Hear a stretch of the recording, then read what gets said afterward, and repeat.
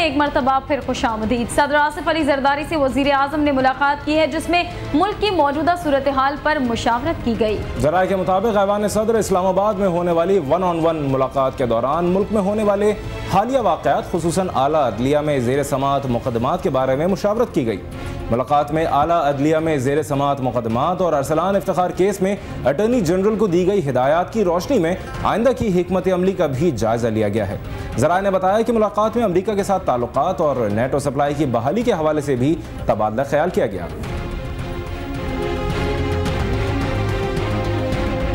और वज़ारत दाखिला ने उन अफसरान की फौरी गिरफ्तारी के अहकाम जारी किए हैं जिन्होंने सूडान में अक़वाम मुत्तहिदा के अमन मिशन में शामिल पाकिस्तानी पुलिस अफसरों के क़याम में तौसी के लिए जालसाजी की। मुशीर दाखिला रहमान मलिक की ज़ेर सदारत आला सतही इजलास में वज़ीर मुमलिकत बराए दाखिला चौधरी इम्तियाज़ सफदर वड़ाई, वफाकी सेक्रेटरी दाखिला, एडिशनल सेक्रेटरी दाखिला और DGFIA ने शिरकत की। इजलास में सूडान में अक़वाम मुत्तहिदा के अमन मिशन में पाकिस्तानी पुलिस अफसरों के क़याम में तौसी के लिए जाली खत लिखने और मुबैना करप्शन के वाक़े का जायजा लिया गया। मुशीर दाखिला ने जाली खत लिखने के वाक़े की तहकीकात का हुक्म देते हुए कहा कि ऐसे लोगों को कानून के कटहरे में लाया जाए और उनको गिरफ्तार किया जाए जिन्होंने ऐसा खत लिखा है।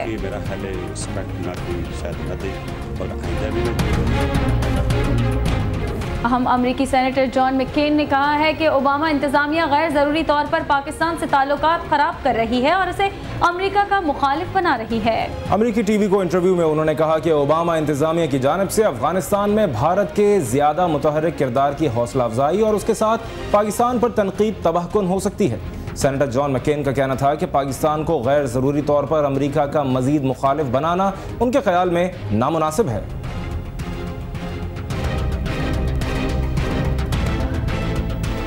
और IMF ने कहा है कि नए स्टैंड बाय प्रोग्राम के लिए पाकिस्तान ने नहीं दी बाकायदा दरख्वास्त। IMF की तरफ से जारी करदा अलामिये में कहा गया है कि पाकिस्तान के साथ जारी है मुज़ाकरात का सिलसिला और आइंदा दिनों में पोस्ट मॉनिटरिंग प्रोग्राम पर की जाएगी बातचीत। ताहम पाकिस्तान ने नए स्टैंड बाय प्रोग्राम के लिए ताहल नहीं दी कोई बाकायदा दरख्वास्त। वाज़ेह रहे कि पाकिस्तान और IMF के दरमियान स्टैंड बाय प्रोग्राम मई 2010 में हो चुका है ख़त्म और ज़राए का कहना है कि पाकिस्तान आइंदा साल के दौरान माली मुश्किलात से बचने के लिए IMF के साथ एक और स्टैंड बाय प्रोग्राम के लिए कर रहा है बातचीत।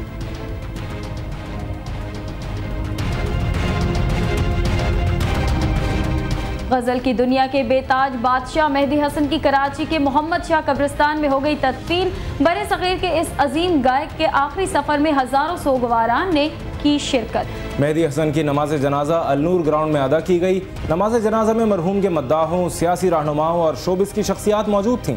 MQM की नुमाइंदगी रज़ा हारून, वासे जलील, रऊफ सिद्दीकी और दीगर ने की, जबकि पीपल्स पार्टी के रहनुमा पीर मजहरुल हक, निसार खोड़ो, राशिद रब्बानी भी नमाज जनाजा में शरीक थे। शोबिस की दुनिया से अदाकार नदीम, काजी वाजिद और अमजद साबरी भी शरीक थे। जनाजे में शरीक शख्सियात ने मेहदी हसन के फ़न को शानदार अल्फाज में खिराज तहसीन पेश करते हुए उन्हें कौम का असासा करार दिया। कराची से कमसिन बच्चों को अगवा करके उनसे जबरदस्ती भीख मंगवाने वाले गिरोह के रुकन को सादकाबाद से गिरफ्तार करके 7 साला बच्चे को बरामद करा लिया गया। तफसीलात इस रिपोर्ट में। चंद रोज कबल कराची के इलाके रेडी गोट से अगवा किए जाने वाले नौमान को सादकाबाद पुलिस ने स्टेशन के करीब से बाजियाब करा लिया है। मगवी नौमान के मुताबिक उसे कराची में स्टेशन से उस वक्त अगवा किया गया जब वो अपने भाई के साथ बर्गर बेचने स्टेशन पहुंचा। वो मेरा भाई रेल में बर्गर बेचते और उधर वो एक बैग होते उसके पास पे वो डालते, वो बर्गर डालते और फिर उधर रेल में रह गया, वो रेल से उतर गया। फिर क्या हुआ, आपको कौन ले गया? फिर बुढ़ा आ गया तो फिर मेरे को लेकर गया था। तो आपसे भीख मंगवाई वहाँ पे? हाँ। तो आपसे कैसे भीख मंगवाते थे ये लोग? वो खड़े हो के ऐसे हाथ उल्टे करके, मैं सही से नहीं मांगते फिर मेरे को मारते थे यार।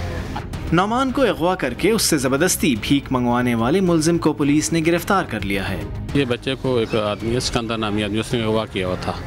अगवा हमें मुखबिर मिली, हमारे इकबाल साहब सब इंस्पेक्टर था SHO सिटी सादिकाबाद को, उन 10 बच्चे को कवर किया। कवर करने के बाद इसके वालिदैन ने बताया कि मैं कराची का रहायशी हूँ। तो आपसे भी रिक्वेस्ट है मीडिया से कि इसका पता वालिदैन का पता चले ताकि इसके बच्चे को खैरियत से वालिदैन के हवाले करूँ।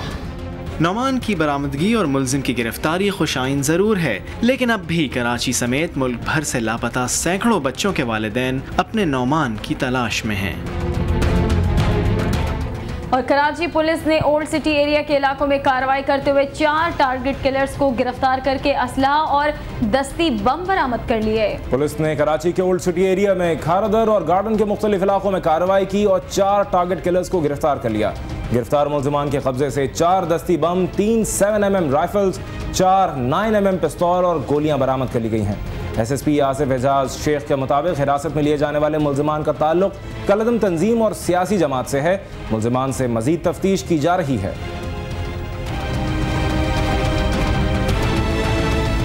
आज दौरा यूरोप के आखिरी मैच में पाकिस्तान हॉकी टीम अपना आखिरी मैच खेलेगी हॉलैंड के खिलाफ। एम्स्टरडैम में खेले जाने वाला मैच पाकिस्तानी वक्त के मुताबिक रात 10 बजे होगा शुरू।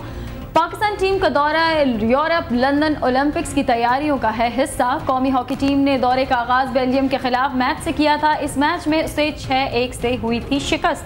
कोलोन में पाकिस्तान ने जर्मनी के खिलाफ पहला मैच 4-3 से जीत लिया था, जबकि दूसरे मैच में जर्मनी ने कौमी टीम को हरा दिया 2-0 से।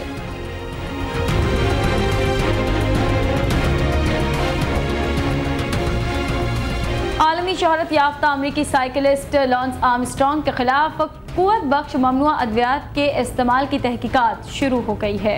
रिपोर्ट के मुताबिक इस सिलसिले में US एंटी डोपिंग एजेंसी छानबीन कर रही है। एजेंसी के हुकाम ने आर्मस्ट्रॉन्ग पर इल्जामात के हवाले से एंटी डोपिंग रिव्यू बोर्ड से राबता किया है। रिव्यू बोर्ड इस बात का फैसला करेगा कि केस को आगे बढ़ाया जाए या नहीं। वाज़ेह रहे कि लॉन्स आर्मस्ट्रॉन्ग 7 मरतबा Tour de France cycle race जीतने का एजाज रखते हैं।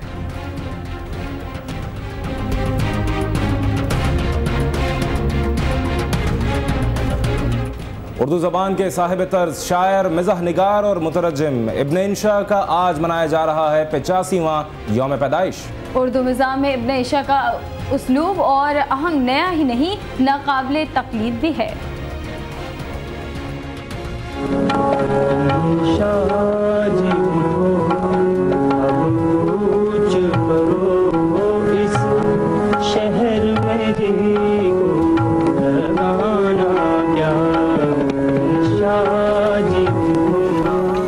इब्न इंशा सादगी और परकारी, शगुफ्तगी और बेसाख्तगी में अपनी नज़ीर नहीं रखते थे।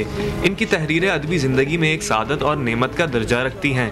हम रात बहुत रोए, बहुत आह की, दिल दर्द से बोझल हो तो फिर नींद कहाँ की। इब्न इंशा का असल नाम शेर मोहम्मद खान है। आप 15 जून 1927 को ज़िला जालंधर के एक गांव के मुतवस्सित दर्जे के राजपूत घराने में पैदा हुए। इब्तदाई तालीम अपने गांव में हासिल की। 1942 में लुधियाना से मैट्रिक पास किया। 1946 में पंजाब यूनिवर्सिटी से BA और 1953 में उर्दू कॉलेज कराची से MA किया, जिसके बाद वो ऑल इंडिया रेडियो से मुंसलिक हो गए। तक़सीम हिंद के बाद लाहौर में मुकीम होकर रेडियो पाकिस्तान में अपने फ़राइज़ सरअंजाम देने लगे। इब्न इंशा ने मुताद्दिद गैर मुल्की ज़बानों में नावलों, कहानियों, सफ़रनामों और नज़मों के उर्दू ज़बान में तर्जुमे किए। बच्चों के लिए खूबसूरत नज़में लिखी। इनकी नज़मों का मजमूआ बिल्लू का बस्ता 1958 में शाये हुआ। इब्न इंशा के सफ़रनामे दुनिया गोल है, आवारा गर्द की डायरी, इब्न बतूता के ताक़ुब में, चलते हो तो चीन को चलिए और नगरी नगरी फिरा मुसाफिर शाये हो चुके हैं। तंज़ो मिज़ाह पर मुश्तमिल इनकी किताबें खुमार गंदुम और उर्दू की आखिरी किताब बहुत मकबूल हुई। इसके अलावा इनके शेरी मजमूए चांदनगर और इस बस्ती के कूचे में शाये हो चुके हैं। इस इश्क़ में हमने जो खोया जो पाया है, माया है, सब माया है। इब्न इंशा का 11 जनवरी 1978 को कराची में इंतकाल हुआ। आप पापोश नगर के कब्रिस्तान में मदफून हैं।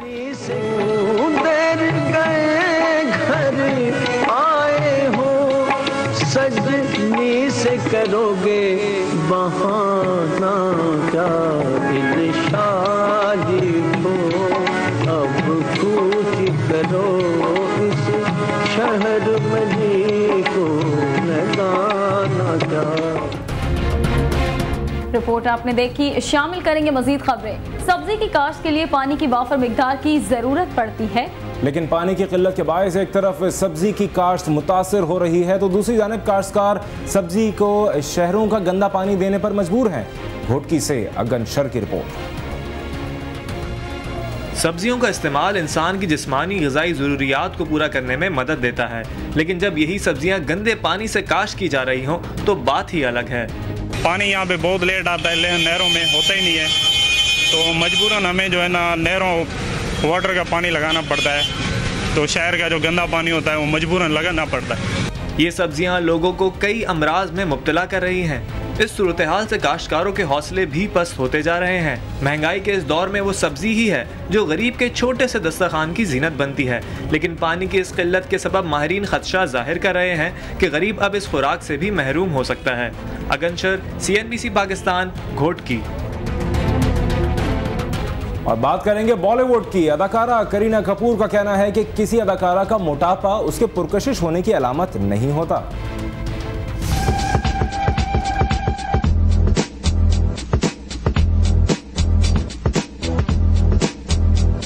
बॉलीवुड अदाकारा करीना कपूर का कहना है कि अदाकारा का मोटा होना उसके पुरकशिश होने की अलामत नहीं होता।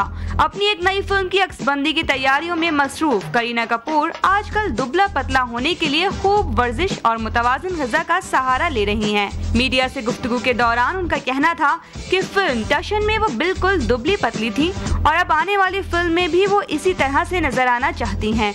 उनका मजीद कहना था कि वो अभी भी मुकम्मल तौर पर फिट हैं, लेकिन ये नहीं समझती कि मोटे होने से खूबसूरती में इजाफा होता है। आज के लड़के I tell you कितने लल्लू what to do, कभी कोई मुझसे न कहे Oh my darling I love you, Oh my darling I love you, Oh my darling I love you। और ये थी अब तक की खास खबरें। एक ब्रेक के बाद हाजिर होंगे हेडलाइंस के साथ। देखते रहिए मेरी पहचान CNBC पाकिस्तान।